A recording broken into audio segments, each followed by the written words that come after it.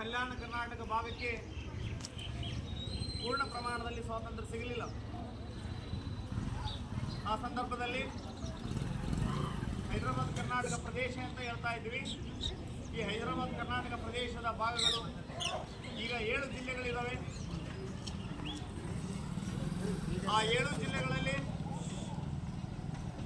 ಇಲ್ಲಿ ವಾಸ ಮಾಡುವ ಜನರಿಗೆ ಪೂರ್ಣ ಪ್ರಮಾಣದ ಸ್ವಾತಂತ್ರ್ಯ ಸಿಗದ ಸಂದರ್ಭದಲ್ಲಿ ಹೋರಾಟ ಅನಿವಾರ್ಯವಾಗಿತ್ತು. ಆ ಸಂದರ್ಭದಲ್ಲಿ ಸ್ವಾಮಿ ರಮಾನಂದ ತೀರ್ಥರು ಅವರ ಒಂದು ನೇತೃತ್ವದಲ್ಲಿ ಅನೇಕ ಚಳವಳಿಗಳು ನಡೀತವೆ.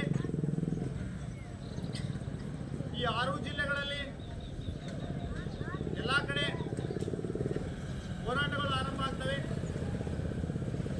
ಆಗ ನಿಜಾಮರ ವಶದಲ್ಲಿದ್ದ ಹೈದರಾಬಾದ್ ಕರ್ನಾಟಕ ಈ ಒಂದು ಸ್ವಾತಂತ್ರ್ಯ ಹೋರಾಟಗಳನ್ನು ಹತ್ತಿಕ್ಕಲು ಒಂದು ಪಡೆಯನ್ನು ಮಾಡ್ತಾರೆ. ಅದು ರಜಾಕಾರರ ಪಡೆಯನ್ನು ನಿರ್ಮಾಣ ಮಾಡ್ಕೊಳ್ತಾರೆ. ಆ ರಜಾಕಾರರು ಏನು ಮಾಡ್ತಾರೆ, ಈ 6 ಜಿಲ್ಲೆಗಳಲ್ಲಿ ಅನೇಕ ಕೊಲೆ ಸುಲಿಗೆ ಅತ್ಯಾಚಾರಗಳನ್ನು ಮಾಡ್ತಾರೆ. ಆ ಸಂದರ್ಭದಲ್ಲಿ ಅನೇಕ ಹೋರಾಟಗಾರರನ್ನು ನಾವು ಸ್ಮರಿಸುವ ದಿನ. ಆ ಒಂದು ಹೋರಾಟಗಾರರೆಲ್ಲರೂ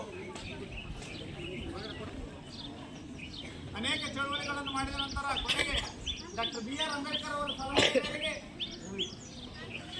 ವಲ್ಲಭಾಯ್ ಪಟೇಲ್ ರವರು ಗೃಹ ಮಂತ್ರಿ ಅವರು ಇರ್ತಾರೆ. ವಲ್ಲಭಾಯ್ ಪಟೇಲ್ ರವರು ಪೊಲೀಸ್ ಕಾರ್ಯಾಚರಣೆಯನ್ನು ಮಾಡ್ತಾರೆ. ಆ ಪೊಲೀಸ್ ಕಾರ್ಯಾಚರಣೆ ಯಶಸ್ವಿಯಾಗಿ ಕೊನೆಗೆ ಹೈದರಾಬಾದ್ನ ನಿಜಾಮರು ಈ ಒಂದು ಸ್ವಾತಂತ್ರ್ಯವನ್ನು ಕೊಡಲಿಕ್ಕೆ ಒಪ್ಕೊಳ್ತಾರೆ. ಆಕಾಶವಾಣಿ ಬಾಂಧವ್ಯ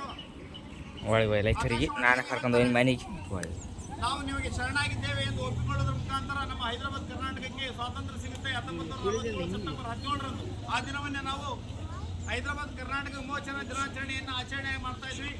2019 ನಂತರ ಯಡಿಯೂರಪ್ಪನವರ ಸರ್ಕಾರದಲ್ಲಿ ಇದಕ್ಕೆ ಕಲ್ಯಾಣ ಕರ್ನಾಟಕ ದಿನಾಚರಣೆ ಎಂಬ ಮರುನಾಮಕರಣ ಮಾಡಿ ನಂತರ ಮಲ್ಲಿಕಾರ್ಜುನ್ ಖರ್ಗೆ ಹಾಗೂ ಧರ್ಮಸಿಂಗ್ ಅವರ ಒತ್ತಡದ ಮೇರೆಗೆ ಕೇಂದ್ರ ಸರ್ಕಾರ ಈ ಒಂದು ಕಲ್ಯಾಣ ಕರ್ನಾಟಕ 371J ಅವಕಾಶವನ್ನು ಕೂಡ ಕೊಟ್ಟಿದೆ.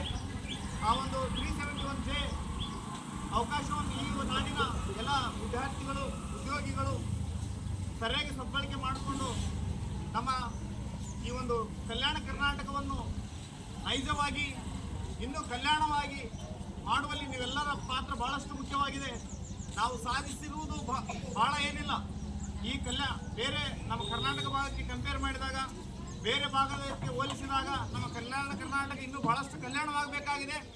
ಅಂತ ಕಲ್ಯಾಣ ಮಾಡಲಿಕ್ಕೆ ನೀವೇನು ಮಕ್ಕಳಿದ್ರ, ಇಂದಿನ ಮಕ್ಕಳೇ ಇಂದಿನ ಪ್ರಜೆಗಳೆನ್ನುವಂತೆ ನೀವು ಬಹಳಷ್ಟು ಉತ್ಸುಕರಾಗಿ ಒಳ್ಳೆಯ ಆಲೋಚನೆಗಳನ್ನು ಇಟ್ಕೊಂಡು ಶಿಕ್ಷಣದಲ್ಲಿ ಮುಂದುವರೆದು ಈ ಒಂದು ಕಲ್ಯಾಣ ಕರ್ನಾಟಕವನ್ನು ಸುಮಾರು ಇನ್ನೊಂದು 5 ರಿಂದ 10 ವರ್ಷಗಳ